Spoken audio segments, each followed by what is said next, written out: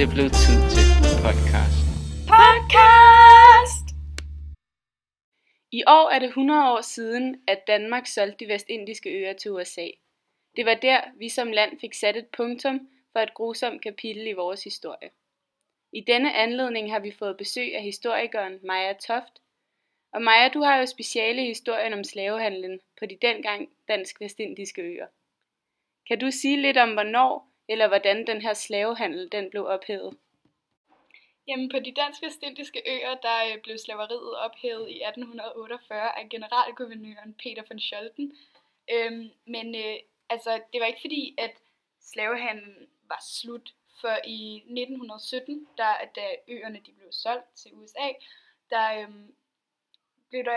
har vi jo igen tale om handel med mennesker, da man handler med de beboere, der bor på øerne. Så det er igen slavehandel. Og efter at øerne var blevet købt, der var der stadig tale om slavehandel. De fik løn, godt nok beboerne, men de skulle arbejde, og hvis de ikke arbejdede, jamen så røg de i fængsel. Så igen er der slavehandel næsten 100 år senere, end da slavehandlen egentlig blev ophævet. Dermed også velkommen til dig, Victor Skov. Du er jo også forsker her i Danmarks historien.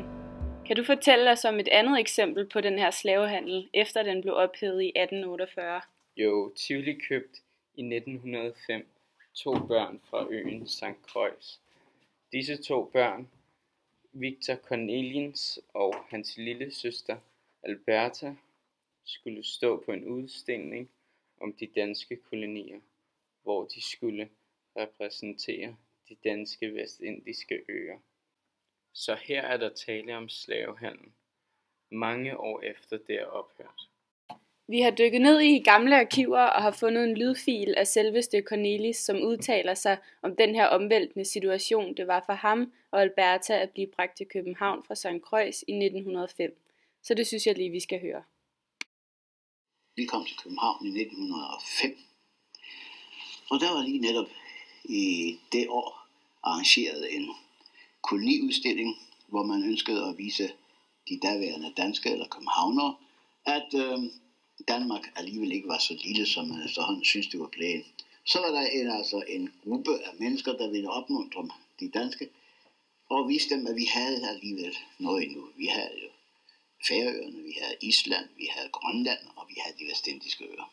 Albert sagde, ja, vi kom lige tilpas til denne udstillingsåbning, men jeg var ikke glad for den her at blive udstillet. Jeg løb fra det, så vidt jeg kunne, og gemte mig.